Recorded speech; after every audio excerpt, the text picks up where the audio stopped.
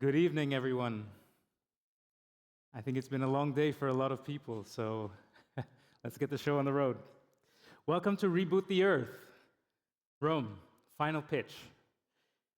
This is one of the exciting sessions of the Science and Innovation Forum 2025. My name is Harinder Katugaha. I'm a senior strategy advisor for the Office of Innovation at the Food and Agriculture Organization. And this session is actually co-organized, both by the Office of Innovation and also the Office of Information and Communications Technology, and also in collaboration with several other partners. Reboot the Earth is a United Nations initiative, and it brings together young innovators for something that's really fun, a hackathon, something that I used to do very often when I was part of the startup world, and something I missed a lot when I was talking to some of the teams. Now, they get a chance to be able to leverage open data to be building digital solutions and address climate crises, something that's unbelievably important now. And the first session was actually hosted in 2019, and we were able to bring together 7 countries for that session. And now, in 2025, we have people from New York, India, Ethiopia, Morocco, Rome, Rwanda, and of course, joining online. Essentially, the discussion behind Reboot the Earth is to be able to tackle problems in water conservation, drought management, and AI for climate resilience. And in this session, we're going to have 6 pitches. There's been an unbelievable amount of work happening here, and there's a lot of different mentors, experts that have been basically supporting a lot of these teams go through the last 36 to 48 hours. And I have to say, I saw a lot of passion in the room, and I want to give my compliments really to the teams and to all of the effort that brought this together. Just to be able to kick us off, I'd like to actually invite our director, Vincent Martin, the director of the Office of Innovation at FAO, to be able to deliver the opening remarks. Thanks, Vincent. Thank you, Harinder. And as you see, I'm such a fan of Reboot the Earth that I'm wearing your T-shirt. And the thing is that the first time I heard about Reboot the Earth, I think it was 2 years or 3 years ago. And I really immediately wanted to know, what is it? What is this program? And I want FAO to be part of it. And actually, I talked to my team, and they say, yeah, we are already part of it. And what I love in this program is that it's also a program that brings together different UN agencies. We say the UNOICT, there is FAO, but also the private sector. So it's really, a coalescence of efforts across public and private sector initiatives. So I think that's really the essence of innovation, is bringing different partners from different origins together. And it's also to recognize, and you've been hearing it for the last 2 days, I guess, we have a bit of a problem with our food systems. You know that. And and I think that was the starting point of your solutions. We still have more than 700 million people who are suffering from acute hunger. This is unacceptable. And this is also, it means also that our food systems are failing some of us. And some of us who are vulnerable, who are living in low and middle income countries. And we need to find solutions, and not today, but even yesterday. We need these solutions as soon as possible. We need to accelerate their development. And I don't want to put too much pressure on you, on youth innovators, but actually we are counting on this new generation of innovators to find these solutions. We are here to help, we are here to listen, we are here to catalyze these solutions, but definitely we believe that the future is in your hands. So we really want to hear from you from a totally open mindset. We are super excited to listen to you. You know that the next steps will be that some of your solutions, hopefully they will be open source. They will help to solve some of the problems I was just mentioning. They could grow into startups or social enterprises that transform how we adapt to climate change. So I promise you, if you bring your passion, your creativity, your work ethic, and your drive, we at FAO we are here to hold your hand and walk this pathway to solving agri-food systems challenges together. To the audience, and to our fantastic jury, I would like to invite you to approach this challenge and the pitches with curiosity, with openness, and with the same burning desire as the first day when you entered the agri-food world. And to you, I just want you to wish you good luck. I know that pitching something in such a short time, it's not an easy exercise, so it requires courage, but I know you are super brave, so I'm just super excited to hear from you. Thank you very much, and have fun.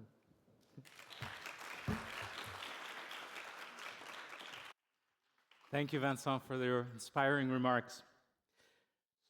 Let me move on to be able to introduce the 6 different teams.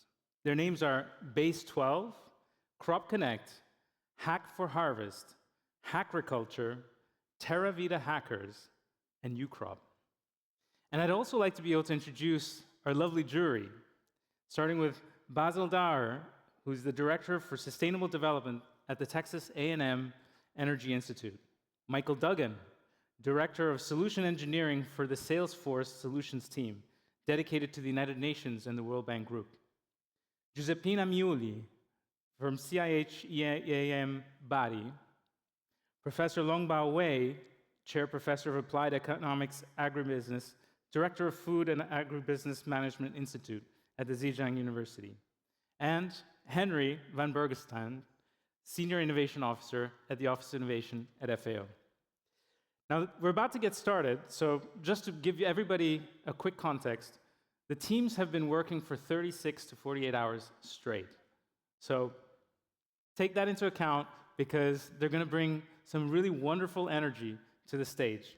There's going to be 5-minute pitches, and then 3 minutes for the panel to be able to ask questions for answers. And just to be able to energize the group, usually we applaud afterwards, but I think it's nice, especially because it's evening time. Why don't we give a round of applause to the first team, Base 12, who's going to make their way onto stage.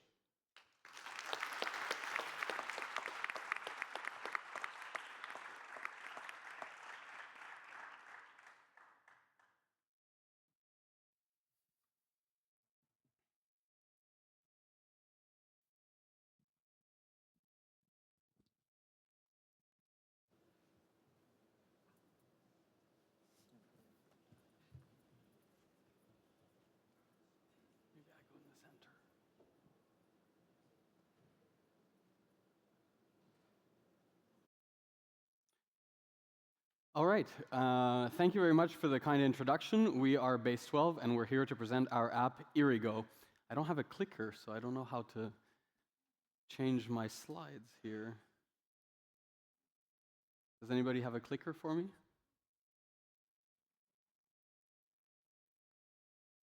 They're running. Thank you. Right, so droughts are a huge problem in Mediterranean farmlands, and compounded with water quotas, salinity issues, and fragmented infrastructure, water resources are scarce and are hard to distribute equally, and this leads to crop loss and food insecurity.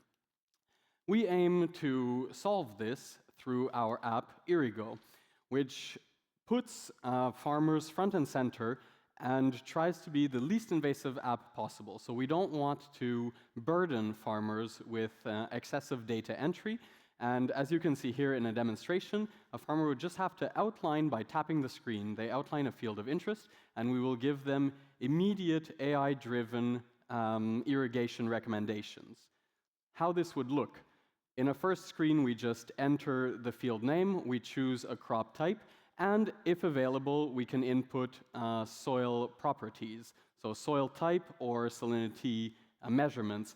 I say if available because these are optional measurements. We already have these data sets as remotely sensed data sets or national surveys. So we have coarse grain information. However, inputting sensor data will of course lead to more precise predictions. The screen that a farmer is immediately exposed to is this quick view screen that just gives straight to the fact information about irrigation recommendations. Which fields need to be irrigated now, which ones need to be irrigated imminently, and which ones are in optimal conditions. This information can also be sent through push notifications or SMS messages in the case of areas that have low internet access or sporadic internet access. In our app, clicking on any one of these fields will lead to the advanced view, where farmers can see exactly the critical areas that are in need of irrigation for precision agriculture, and as well historical data on irrigation levels. This time series also includes our predictions. So this is actually real data that we've run through our AI model.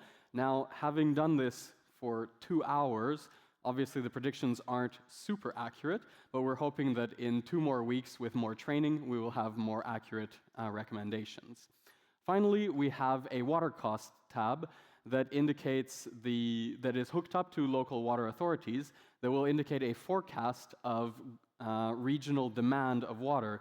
And this water cost can be both monetary, but also in terms of water availability. All of this is driven by a transformer model that inputs weather data and terrain data and soil data, all from freely publicly accessible data sources.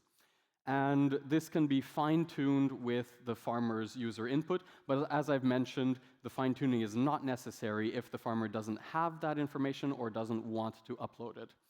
Here I just put our loss function. If you want more details on the theory behind it, all of this is available on our public GitHub repository. So the impacts. First, we want to target the farmers. So we want to have optimized recommendations to minimize water waste and optimize optimize spending on water to get fewer resource expenditures and better crop yield. We also want to encourage the communities to engage, or the farming communities to engage with their local water authorities by hooking up their irrigation information to the local water authorities, which can aggregate all this information and better distribute water amongst the farming communities. And so this can balance the loads, especially in drought or water-scarce time periods. We've looked at our competitors, and of course we're not the only ones to have thought of this, but we found that a lot of the competitors that we could find easily accessible were either outdated, very complicated to use, causing a lot of friction between the user and the results, where we needed to put in a lot of information, or were regionally locked to the United States, for example. In opposition, our app is free, user-friendly, as you saw from the demonstration earlier. It takes 10 seconds to get a recommendation and connects directly to the local water authorities for better load balancing. Our app, we trained our machine learning model on Spain, and we have tested it on regions of southern Italy close to Rome here. And so if there are any water authorities we would like to interface with you, so come chat with us. But we would like to improve this, and one is data collection. This is done through smart meters and smart sensors with Bluetooth technology that can interface directly with the app and upload this information, further reducing the friction with farmers. Finally, we would like to extend this to low-income and middle-income countries. Sorry, yes. I missed a minute in the beginning. Can I just finish? This is my last slide, I promise. Okay. Great. So we are Base 12. We're a team from all sorts of different countries. Together we speak English, French, Spanish, Romanian, a bit of Italian, a bit of German. And yes, thank you very much for listening. Come chat with us. Thank you, Base 12. Now we have 3 minutes for the jury to be able to ask questions.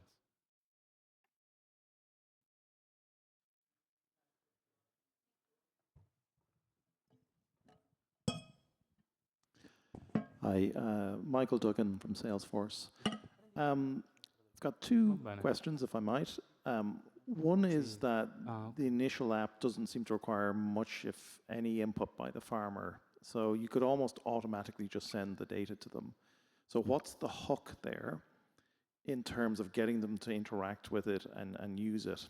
I see that you've lowered the barrier, but it seems like you could just send this information, this is what you should do. And the second, these are big decisions.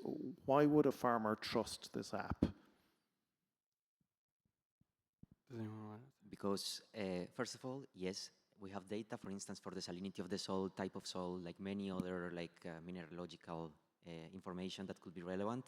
But of course, this data is very sparse because sometimes it's not available, like in the whole region. So we can give an estimate with the data we have, but if the farmer wants to provide us that specific value because for some reason he measured it at some point, then we will improve our data set and the training of the models, and at the same time, the farmer is going to get a way better estimation because it's going to be more precise. And regarding your second question, because of course, farmers know when to water their plants, but in this way, they can also optimize it for the community, and in such a way, it could be synchronized such that not everyone waters the plants at the same time, for instance. Basil Daher, Texas A&M University. Thank you for the great pitch. My question builds on what you said on the scarcity of data, and I'm wondering what are your thoughts on the training of the model in data scarce context and your thoughts for validating it and making sure that it's representative of reality.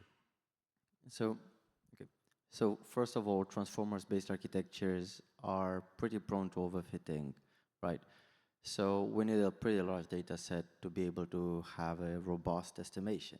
That's why I think at first we should start with a lower tier architecture just to validate it and build some sort of ground truth emulator. Then once we get more data, we can scale it up. And validation can happen in multiple ways. This is, of course, an ongoing project. We cannot really solve it in just 36 hours, but I think with enough work, we can find better ways of validating and improving the model itself.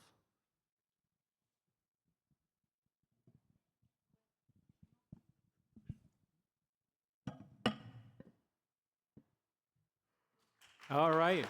Thank you very much, Base 12. Let me welcome onto the stage Crop Connect next.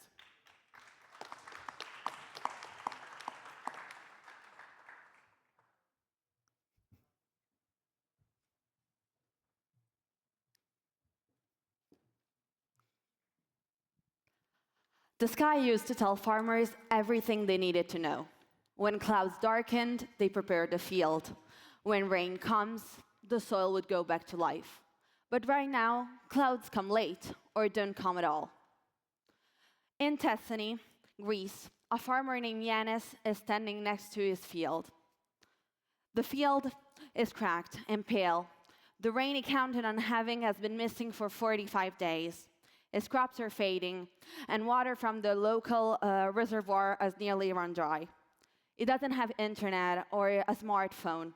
It just has decades of knowledge passed on by generations that is now pretty much useless because of the climate change. According to IFAD, there are more than 10.3 billion farmers in the world that are in the same situation as Yasin. They grow the food that sustains us, yet when drought comes, they're the first to suffer and the last to know. That's why we built Crop Connect, to give to all these farmers, even with just a simple phone, a voice to respond with knowledge, guidance, and hope. Droughts are no longer rare, they're the new normal. Across the Mediterranean, rainfall has dropped by more than 40%, and heat waves are more and more recurrent. Yet most farmers still rely on guesswork to decide how to irrigate, how much, and when. So smart irrigation tools exist. There are plenty. The problem is, to use all of them, you need a phone, which is a smartphone with internet connection. The reality? More than 60% of farmers, of smallholder farmers in the Mediterranean do not have access to internet connection, do not have access to a smartphone. They use basic feature phones, if any. So how we can think that those smart irrigation tools are actually serving the people that need it the most? They're locked out from the knowledge that will bring the saving of their harvest. So Crop Connect changes that. It's a talking farming encyclopedia, a chatbot that delivers personalized irrigation and drought advice to any farmer, anywhere. It tells farmers when to irrigate, how much water to use, how to prevent salinity buildup, all in their local languages with a simple SMS or a voice prompt. And because it learns from every conversation, you could say it's the only chatbot that actually enjoys talking about the weather. Backed by an algorithm continually refined with farmer feedback through human-in-the-loop learning, Crop Connect brings climate intelligence to even the most remote fields, one message at a time. And we already have a working prototype. It's a chatbot live on the web and WhatsApp, built using open-source BotPress, hosted securely on the cloud, and powered by a trained algorithm based on FAO 56 irrigation standards. The next step is to connect it to a USSD line, the same technology used for mobile banking that already covers 90% of the rural mobile users. USSD is simple. The farmers would only have to dial a simple code in order to have then some questions about their crops, location, and growth stage to get instant personalized recommendations. And of course, they would have a short consent message to comply with the Article 7 GDPR of the EU. You might ask, why not use ChatGPT or other smart irrigation tools? Well, I don't want to repeat myself. It's because of the internet access. Our idea is to bridge the digital divide, bringing science-based irrigation guidance to farmers who've never been online. It's inclusive, free for the user, and built for resilience, not just innovation. And it's built to scale fast. We're starting with the idea of using it in one region of the Mediterranean with around 120,000 farmers included. But it can go up to 15 million farmers using the whole Mediterranean region, and then up to globally 200 million farmers once, of course, it will be at its peak. So we're talking to get to the Mediterranean 5 years and global a lot more than that. But it's scalable. Crop Connect expects to protect harvest, preserve water, and strengthen resilience, supporting the SDGs 2 by improving food security, and SDG 13 by helping farmers adapt to climate change. For the cost breakdown, while we're following a freemium model using a free tier, so the USSD line would be free to the user, and then a premium tier that adds smart soil and moisture sensors. And we would plan to negotiate zero-rated USSD and SMS services with telecom partners, for example, and also use existing FAO and ministry radio channels for outreach. We're planning to meet the farmers where they already are, using SMS campaigns, cooperative NGOs, and rural radio. This is to say that every farmer deserves the right to knowledge, even the ones without internet access. We introduced you to Yanis, our farmer in Greece. Now, what I'm asking is to help us bring this technology to him, and to all the farmers like him that cannot access this today. We started working on this 36 hours ago, and we're not going to stop until it's ready and reality. Thank you so much, Crop Connect. And now for the questions from the jury.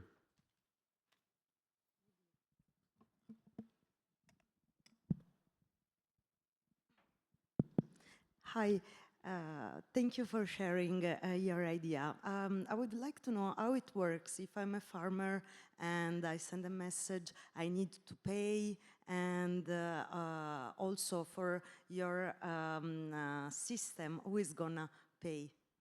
Okay, so you want to answer? Okay, you go. So, first off, it's really basic. We want to touch the person, the farmer who is not tech savvy, who is not resource savvy. We want to go to them. It's like a call one receives. Like, have you done this transaction like a bank calls to someone? You did this transaction in the last month. Was it you? Do you approve this transaction? They press a number 1 on their keyboard, and that's it. So similar to that, what we are doing is we are taking the farmers in the loop. There are systems, as she said, we have systems. We have to improve that system. So in the formula that's being used by FAO to calculate it now, we introduce a new factor called beta that has been improved by the ground level human in loop feedback.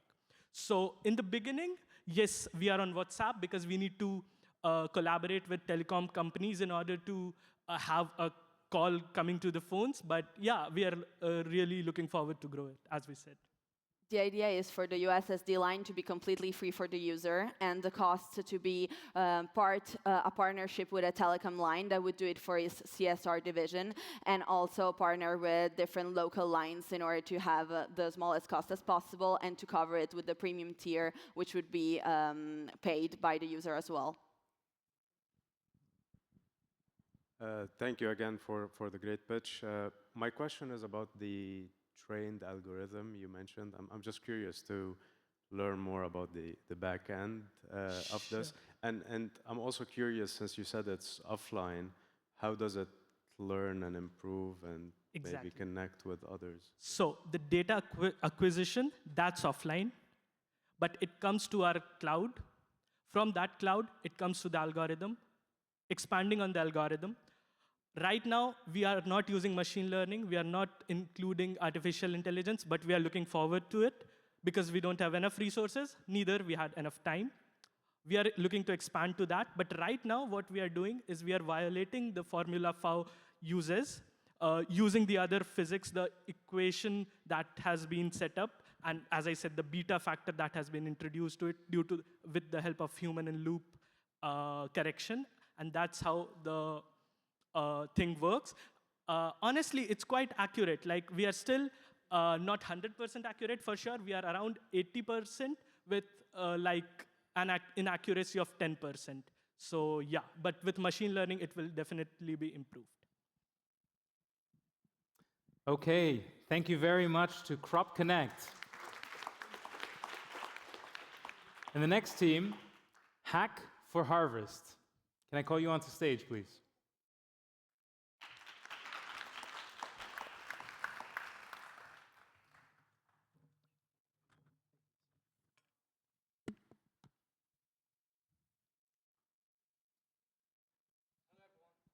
My name is Robert Howe. This is Blaze. This is our team. We're Hack for Harvest, and we'd like to talk to you about our solution for Challenge 2, AI for market forecasting and price and demand insights.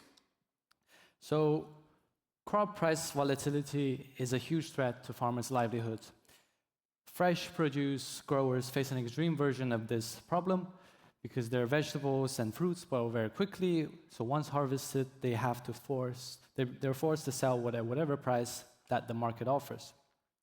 So they face very high price volatility, which undermines the planning and income stability, and they have lack of information on the market price trends, leaving them essentially trading blindly. And they're also powerless price takers, since the large buyers are the ones dictating the terms. Together, these factors trap farmers in an endless loop of uncertainty, damaging their livelihoods and futures. So we want to break this trap, and we propose offering them a simple AI-powered price forecasting tool. So we gather the 3 key factors that best predict prices with available open source data. These are the historical prices, the weather information, and new sentiments. And for each factor, we develop a model, a time series model for the price data and trends, and the regression model correlating weather events to price shifts, and the natural language processing model converting new sentiments into likely price movements. And we'll weight these forecasts of these models to give farmers 2 price forecasts: price at the gate and price at the wholesale markets. But forecasts alone are not enough. We are also translating them into 2 clear, actionable alerts. The first one is the harvest timing alerts. We tell farmers exactly when within their 2 to 4 week window to harvest crops. to capture the peak prices and to avoid damaging weather. And also, the second alert is to select selling channels. We show whether they should sell at the wholesale price or at the gate to maximize the revenue. And the simplicity of our offering, we tell them just when and where, ensures that our advice is directly and easily implementable.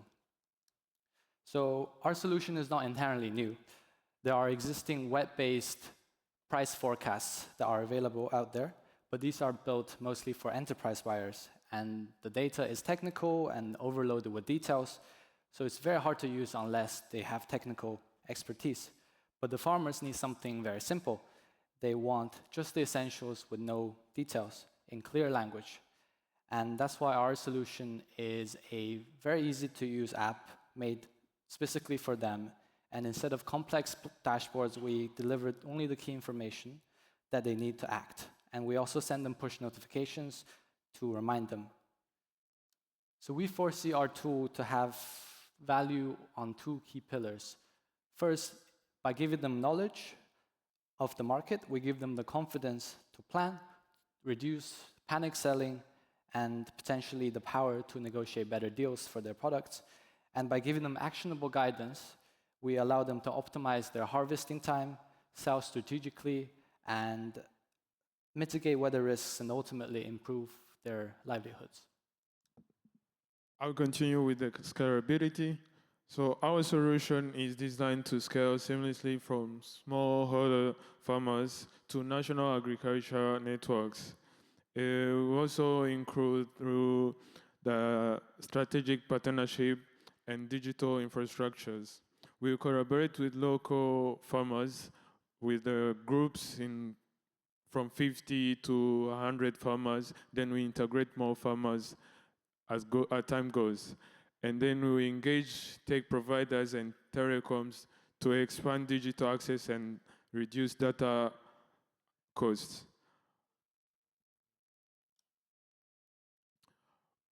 So we have the channel of communication and growth strategies. And the channel of communication will be SMS because we need to make it more simple for everyone to use. And we also have growth strategies, which is workshops, webinars, comprehensive user guides, and when we also use translated guidance for everyone to be able to access it. So this is our presentation. Thank you.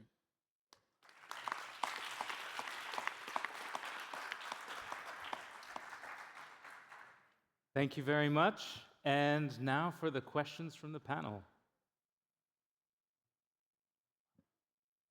Hi, Michael Duggan, Salesforce. One of the challenges in terms of scaling is going beyond countries because you focus this on Southern Italy, right? And where you get that market information from. And particularly, it sounds like some of your competitors have proprietary data. How do you think you can scale that part? Have you kind of done an examination of other markets and how easy it is to get good market data and reliable market data? So we've looked a lot at the FAO data sets. There is a lot of open source data and also from other sources. These data are obviously much better in developed countries, like Italy and the rest of Europe, but we also looked into developing countries which have much worse data, but this is something maybe potentially with collaborating with investors, that's something we can collect and hopefully scale those in the developing countries where these solutions are potentially have a much greater impact. Okay, thank you for your excellent presentation. The forecasting the price is very complicated issues. So I know, for example, in United States, they want to forecasting the world price of some products. They have the very big, GDP model, and 6 universities work together. But you say you have some easy way to get there. So what is the possibility and how do you think it could make happen? Your solution could really to have this kind of pricing, precision pricing information, which is really bad for the small farmers. Yeah, could you explain that? Yeah, so we don't, we're not solving a impossible problem. Obviously, as you said, it's very difficult to have an accurate forecast, but our forecast is not an exact number. We have these confidence intervals, so it's more like a range of sort of up and down. So we're not sort of giving them, exact prices. Obviously, also with artificial intelligence and sort of the availability of using natural language processing models, there's a lot of sort of new sentiment elements that adds a lot of value to this, which we haven't had access before, these tools. Thank you.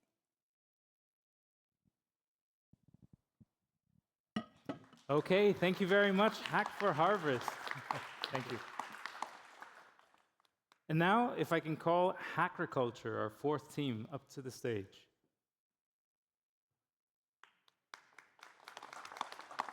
Can I get the seat?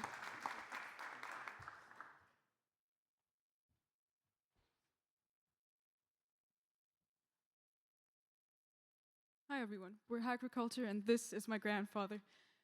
He grows grapes in Turkey, and a while ago his vines got infected, but by the time the symptoms were visible, it had already spread. And the problem wasn't the treatment, because he knew how to treat them. The problem was detecting it early on, and with the available resources in his native language. So if he had caught it 2 weeks ago, we would have had the grapes. Isn't only a local problem in Yasmin's grandfather's hometown, but this has a global. This affects farmers on a global scale. In 2019, it was reported that up to 40% of global crops were lost annually due to pests and diseases. And this means that farmers are missing out on a main source of their income. So with this motivation in mind, we were inspired to create AgriSnapp, which is an accessible, community-engaging app with a friendly user interface that enables farmers to detect and prevent pest outbreaks. It's centered around 5 components. The first one being the ability of farmers to take a picture or upload a picture of their crop, and then using an integrated AI model, it outputs the pest or disease detected along with a confidence insight. An embedded chatbot provides IPM-ready treatment recommendations, and it has an alert system where geotagged warnings were sent to nearby farmers to alert them of a potential pest outbreak. A special feature of our app is its reward system, where for every verified submission, users can earn points, which they can exchange for rewards, such as we were thinking of implementing or allowing them to attend workshops with agri-food experts. We implemented this app using React, and then we used an already created AI model and trained it using a data set that we found from RoboFlow to create this open source app. And to take it to the next step, we'd like to link it with local weather data and integrate satellite imagery to aid in the prediction of outbreaks. Hi everyone, I'm excited to take over from Rebecca. So in terms of our competitors, we have a few apps with similar features to ours, but what makes ours particularly unique? Well, we offer multilingual support to cater to an international user base of farmers. We also offer offline support for low bandwidth areas where users can still use the app to submit and identify pests and diseases. Our special feature is our gamified reward system, and notably, our competitors' solutions are not tailored to deal with EU privacy laws, whereas ours adheres to GDPR. For our scalability, we'll start with targeting olive growers, then expand the prototype to include other crops and expand to further regions. For our potential impact, this includes reduction in crop loss, contributing to FAO's Sustainable Development Goals, specifically the 2nd and the 12th, while also empowering smallholder farmers. In terms of our growth strategies, we've outlined our metrics to evaluate our success. And in the future, we plan to collaborate with international farmer networks, as well as integrate text messaging channels to reach farmers with low bandwidth. Our main expenses come from cloud infrastructure and digital marketing, and future revenue will come from 3 key streams. This includes premium subscriptions offering farmers advanced analytics and insights, licensing agreements with organizations such as the FAO, as well as the use of pest data for research institutions. This is our lovely team, and we were excited to share our presentation with you. And here is a QR code for a live demonstration of our app. Thank you for listening.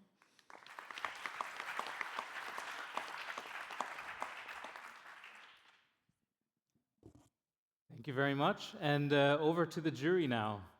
3 minutes.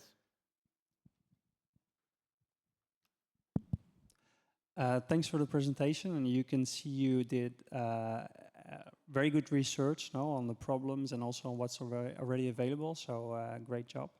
I wanted to ask, was it difficult for you to find usable digital public goods to use in your solution? So, for example, open data or open AI models to detect the plant pest. Did you use them, and how easy was it for you to find them? Yep, so it was actually really easy to find the open source RoboFlow, thanks to our teammate who can't be here today, unfortunately, Julia. We used the data publicly available there, around 3,000 entries, and we split that into validation and test and train. Took a few hours to train, but again, since we outsourced it and used it with the API, it was really easy to implement it into the solution. And to go offline, we're looking to still use RoboFlow, not with the API this time, but hopefully with a local TensorFlow sort of solution. But yes, it's publicly available and very easy to use. Hi, thank you to you two for sharing, guys. I would like to know what are the skills and competencies inside your team in order to develop that idea. Yes, I guess we can go maybe.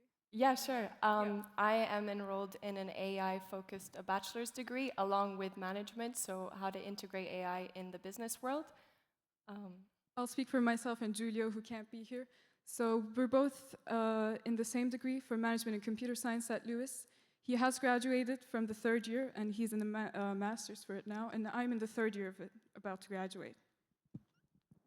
Hi, I have a background in behavioral science, so I mostly help inform the reward system structure. Hello, I have a background in psychology, and with QA, we together made sure our intervention was user-centered and accessible. My background is philosophy. I gave the app the name and the slogan.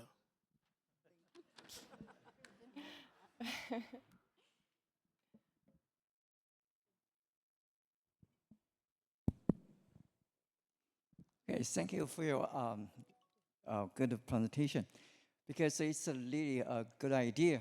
Use a picture and AI technology to early warming for their what kind of disease and for the farmers. It's good, but I don't know who were training this kind of AI learning machine and what kind of data you will use, because it's really the accuracy of identify use a picture to identify what kind of disease is very difficult to even some company already started this kind of service, but the accuracy is not higher than 90%, maybe even half.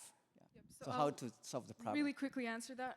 We're marketing it as an early detection system, so in no way is this replacing any professionals. It's just a tool to have, so I can have my grapes next time, hopefully. But yeah, I hope that kind of answers your question. Wonderful. Thank you very much, Hackriculture.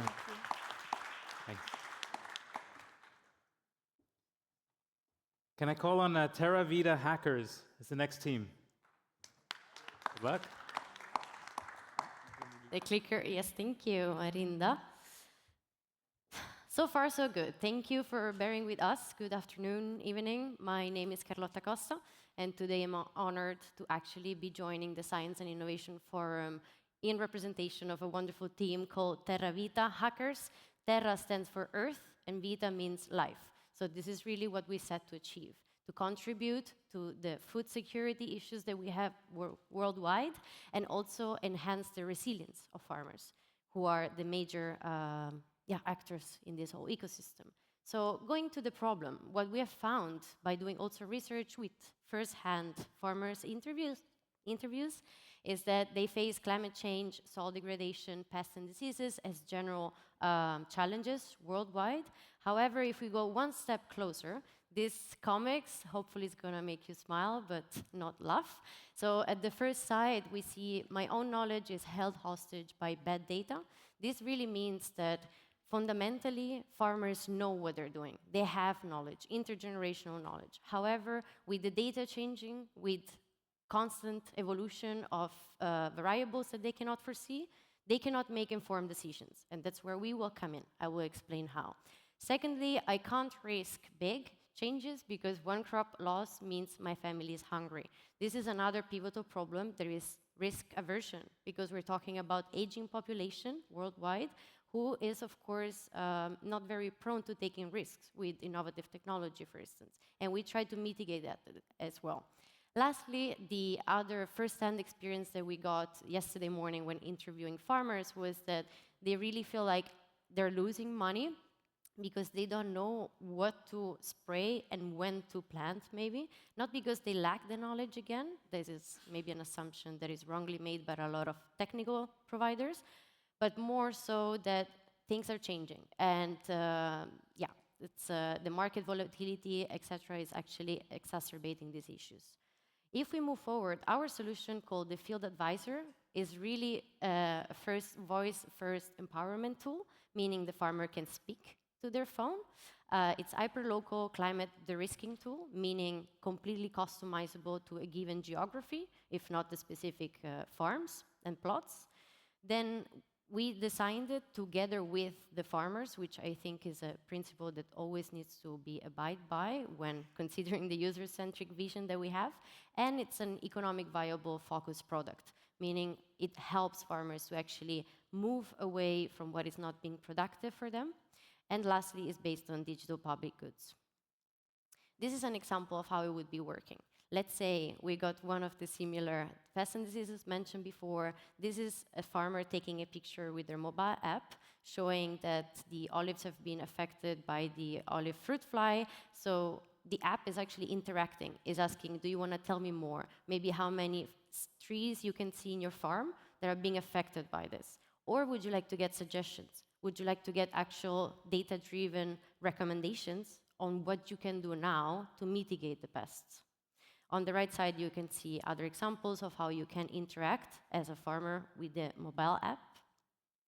The technical feasibility, it's a lot. We can go into the Q&As later, but this is to show that we have phases, timing. We've been thinking about the actions to be carried out, the goals that needs to achieve in time since tomorrow, I would say, until 1 or 2 years from now, as well as the milestones that need to be achieved if we want for this product to be successful.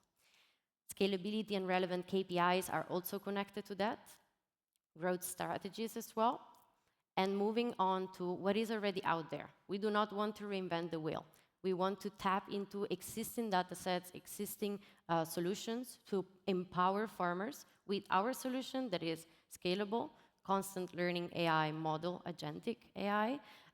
It's a voice-first model so that the farmer doesn't have the barrier of having to read or being loaded with too much information. And it's a profit generation-driven solution, which also helps with the livelihoods of farmers.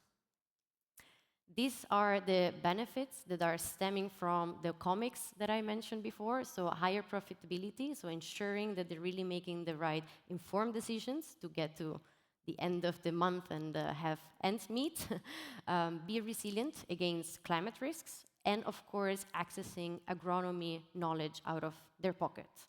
The traction, we associate costs as well as revenues to this. We can go into the details in the Q&As after. And this is the team that contributed to the whole wonderful idea that we had. We're very diverse background. We speak different languages, come from different sides of the planets, and we give it our all. to really ensure that you can help us reboot the Earth from the ground up with our field advisor. Thank you for your attention. Thank you, Terra Vita hackers. Well, now you have a few minutes of Q&A from the panel.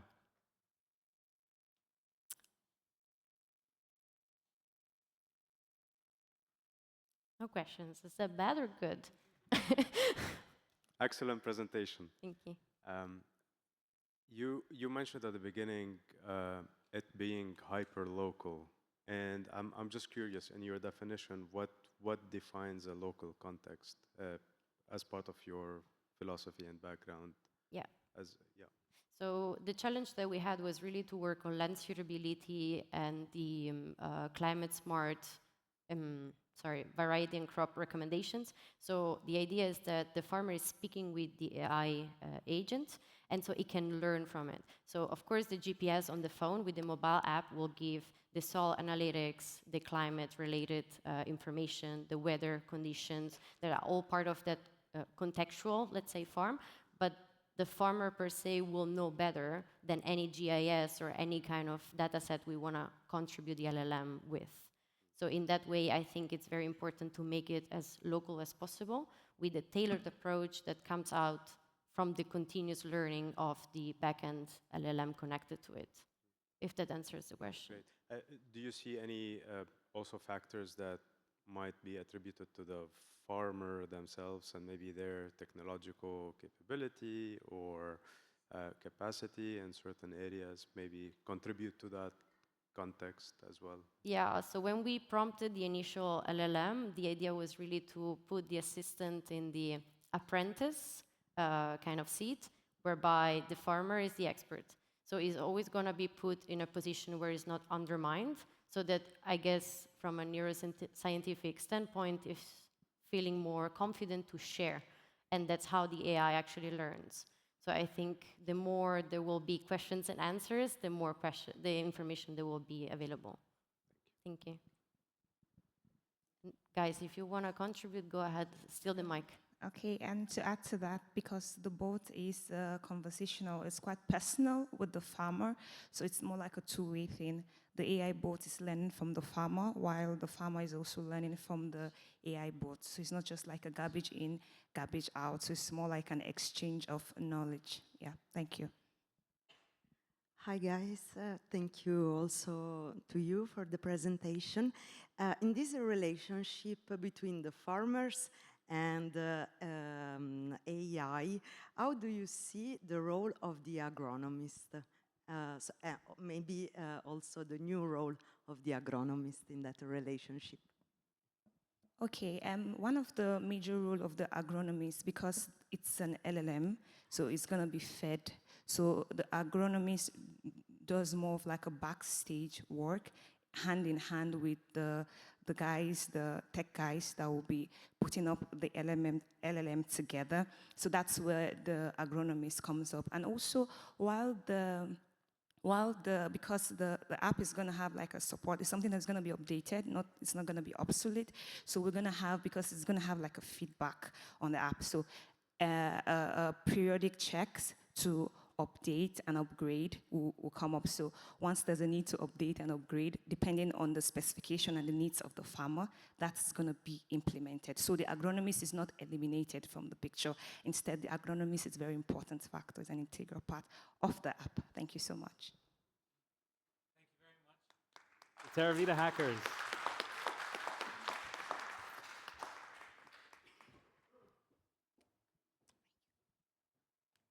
And last but not least, we have UCrop. Good luck.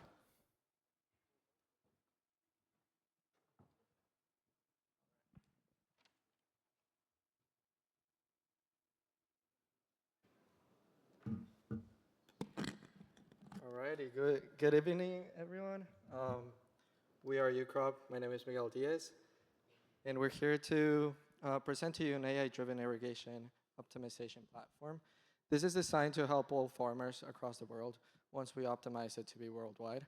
First, we started with the Mediterranean, and we want to expand it once again to a global scale.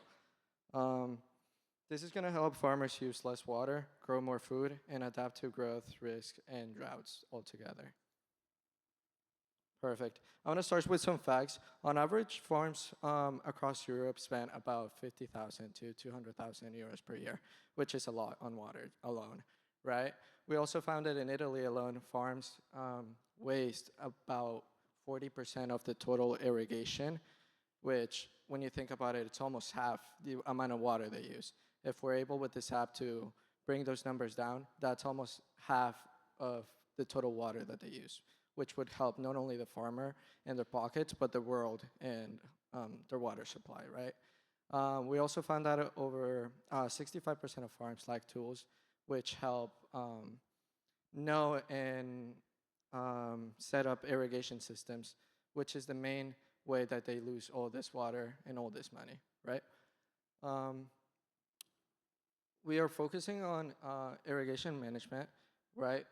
Setting up different ways to farmers to use the specific amount of water to help their crops by either not drowning them or not drying them up. Our application is going to set up a way for them to realize this data and ultimately help their farms and their food they grow. We developed the UCrop app, which sets up quality data. It uses an interactive UI, which is super simple to use, as you can see in the video.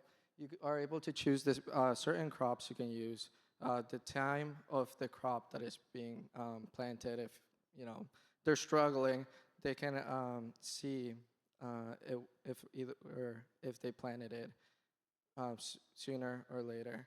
And then with just a click of a button, they can see the water needs in a 7-day scale of when to water, how much to water per meter squared. And then for the competitors, we require no initial hardware investment, so this development is pretty cheap to maintain and to build upon, farther expanding it to the worldwide system. I'm gonna pass it over to Tyler. All right, thank you, Miguel. So we're going to start with scalability of the design. So our few of our key performance metrics are monthly recurring revenue, the churn rate, and then finally the water that's saved per acre without reducing crop yield. We believe that the subscription-based model that we'd like to employ would both aid in the churn rate, ensuring that we keep customers on, and ensuring a steady flow of income. And we'd aim for like about 5 to 15% of water reduction without losing crops.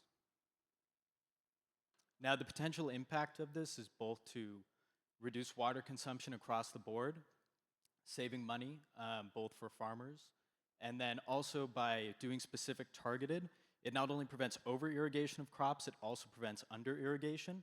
So therefore, we may even be able to increase crop yields while decreasing costs, bringing income up for farmers for a low price, and then, of course, a lower carbon footprint.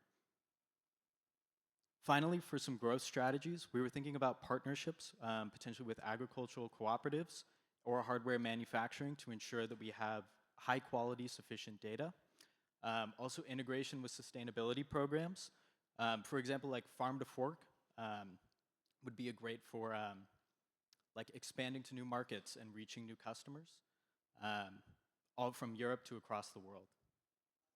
And finally, for costs and revenue, we were thinking again about a subscription-based service. This ends up with a low entry cost, so encourages more people to join, and then hopefully a retention rate as well. And finally, the costs, we would expect data acquisition and licenses would probably be up there, model training, of course, and then servers and hosting would probably be up there as well.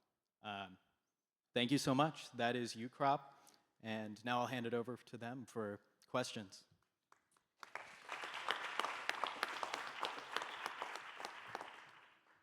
And now, I don't know if you want to just join the team. Thank you. We have 3 minutes for questions and answers. Please. Hi, Michael Duggan. One of the metrics I think is I don't see there is adoption. How do you foresee trying to get farmers to take up this app and to start using it? Because there's a journey between trying to sell an idea to actually having somebody spending, $10, whatever it is, putting that credit card in, and perhaps anything around how you would see that working. So she's just going to does the credit card, does the farmer have a credit card? What if they don't? for the certificate. Are there alternative you ways need to that they can build do that? Well, we have to start on a smaller scale, obviously, to prove that our product actually works. We're going to start with a couple farms, maybe in the local area, and then from there, prove reliability. Maybe we'll start partnering with other international organizations to kind of add more ethos to our product. And then once they see that our product actually works, because we hope our proprietary algorithm will work, and we prove that ethos, farmers will be willing to spend that 5 to 10 euros because it's going to save them. Like if they're spending 50,000 to 200,000 euros on water and we're saving them possibly 40% of their water use, they're going to spend the money to adopt our product and save and help their farms. Anything else? Very quick question. The other team, there was a behavioral science expert now in the team. So my question is basically around trust now. It's a bit similar to your question before. How can you build the trust with the farmers? Not so much to spend the money on it, but to trust that your advice is actually better than their own knowledge. So in addition to what he said earlier about testing it and seeing the results later, the data we actually use is not only from FAO, but from Open Weather Map API, Google Earth API, very big, very recognizable names that they can trust as like a data source for our model. So even if they don't necessarily know whether we bring results or not, they can see, oh, these public results, it's all open source, and that should, at least give them a sense of security that we're not just making up numbers. We have, things that a lot of different groups use. Thank you.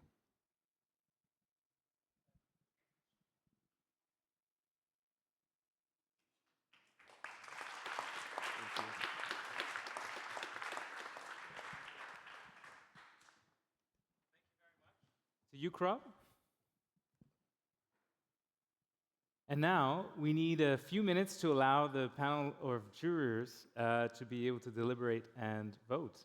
So in the meantime, we'd like to invite you to watch this short video about seeding the future. It's young innovators trying to innovate within the agri-food systems. Enjoy.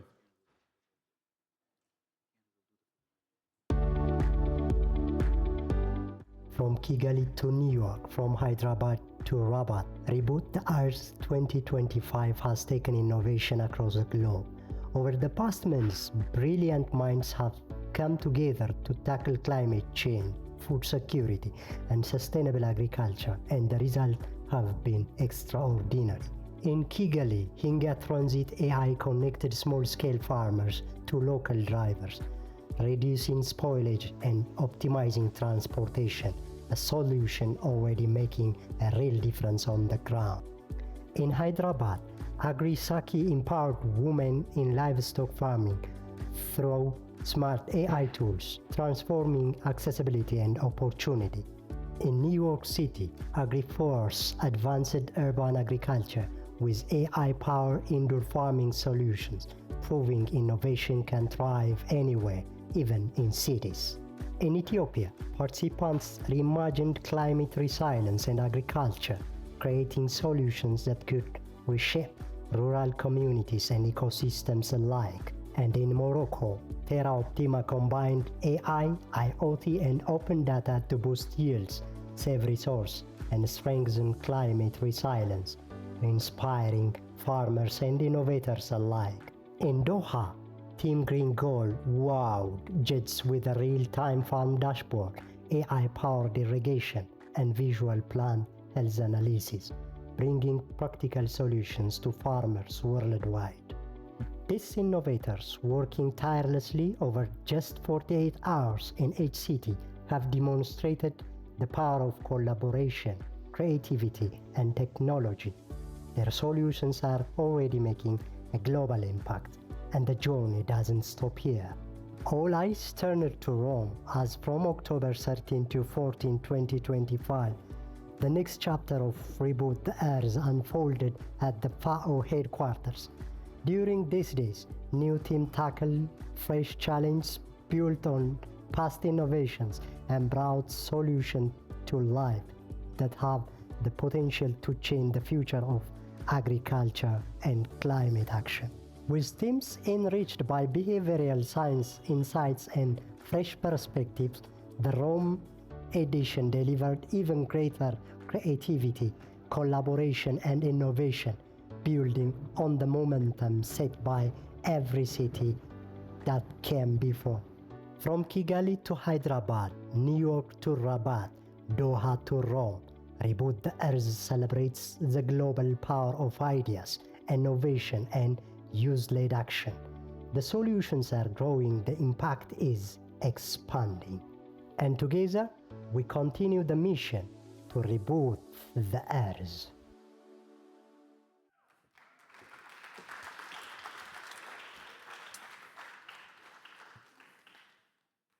Thank you very much to the teams. It's been one heck of a few hours now. I'm sure you're exhausted, but now relieved as well.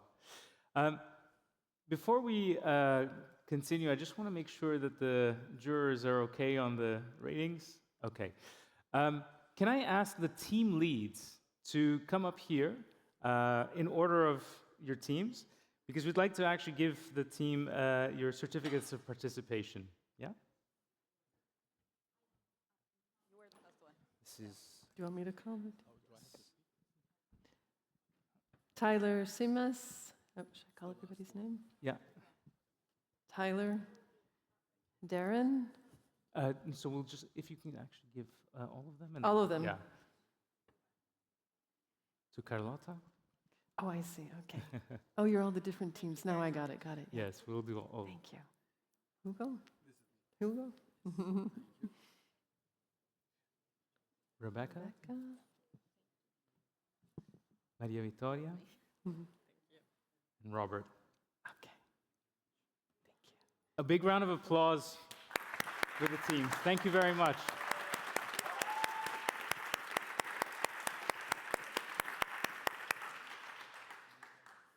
All right, so we're just waiting for the jurors to finalize their votes, and then we're going to be announcing the third place, the second place, and the first place. Yeah. Yes, thank you.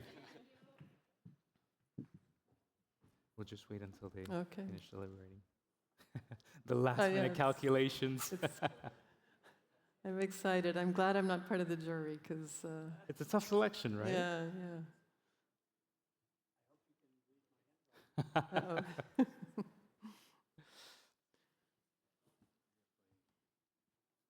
3, 2, 1. Am I doing it? Are you doing it? Are you doing it? No, you can go ahead. Yeah. I'll just get we have a little, the medals to be able to present. Okay. Well, the jury seems to have managed to undertake this very difficult selection. And it's my honor to start with what we've now been waiting for. I'll start with the third place winner. Third place winner of this hackathon is Crop Connect.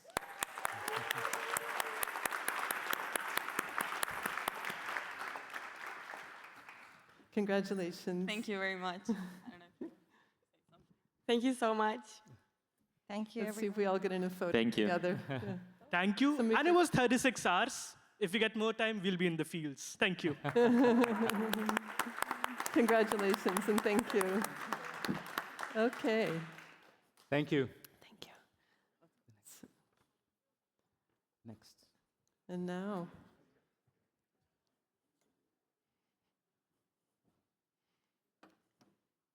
Thank you. And now I'm proud and happy to announce the second place tonight goes to Terra Vita. Congratulations. Congratulations.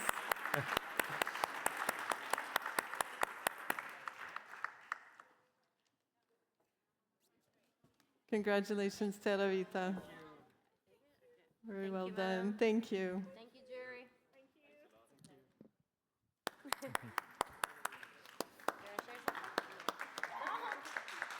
Let's reboot the Earth together.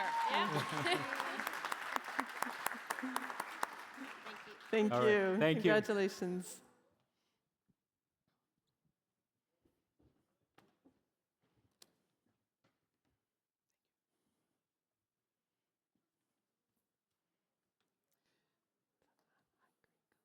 Okay.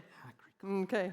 And now the winner for tonight's event is Hackriculture.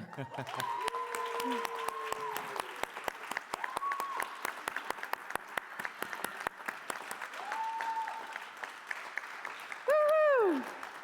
Congratulations. First place for tonight. Who would like to take it? Congratulations. Congratulations. Congratulations to the team. Yes, of course. You want to say something? Of course, of course. Thank you so much. Thank you so much. Thank you. Thank you. Ken, congratulations. Congratulations. And an applause for all the teams, please. Thank you. Thank you so much.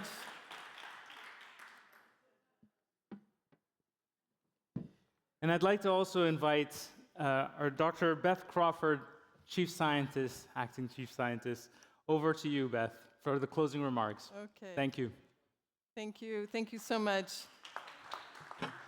And it's my iPad has stopped working, so that's, no, I guess here it's back. But I just wanted to say a few things. First of all, thank you very much to the jury. It's not an easy task. I was sitting there listening to everything and thinking, oh my gosh, I'm so glad that I'm not having to do this. I thought all of you were really, really great. So I really like seeing how each of you really poured your energy, your intellect, and your heart into the challenge. And you worked tirelessly. I had an update on how you've been working over the past couple of days, and you collaborated across borders, and you showed what's possible when innovation serves humanity and the planet. So the solutions you have developed really show us that innovation is not an abstract concept. It's a living, breathing process grounded in collaboration, empathy, and the courage to experiment. So we've seen teams from the different backgrounds, disciplines, and countries working side by side for 48 hours, turning bold ideas into tangible prototypes that tackle real climate challenges. And really what gives me hope is not only what you built, but how you built it together. You reminded us that the best ideas often come from openness, from sharing data, from sharing insights, and sharing responsibility for our planet's future. Investing in the next generation of innovators is not a cost. It actually yields one of the highest returns for our climate and our future. That investment can include mentorship, access to quality data sets, testing sandboxes, seed funding, and pathways to pilot in real farming systems. So I hope that we can continue to work together in that way. Thank you again, everybody, so much for being here today. And I'd like to invite everybody back up onto the stage, if you don't mind, and we'll take one photo all together with the jury members and anybody else who would like to join. Thank you so much, and congratulations to all. Come on up.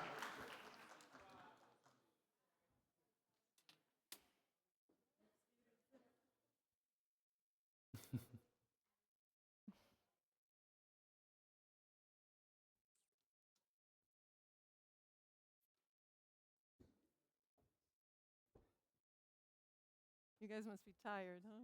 It was a long I hope it was good, though.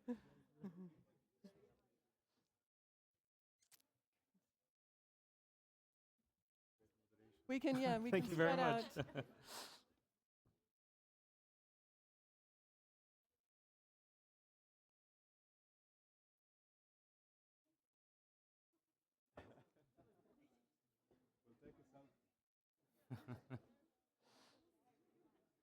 Big smiles, everyone.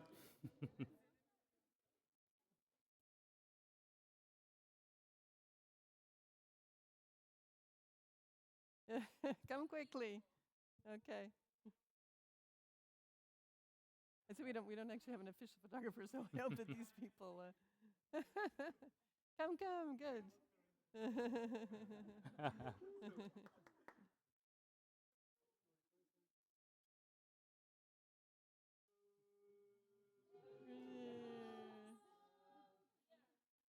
Thanks, everybody. All right, thank you, everyone. Thank you.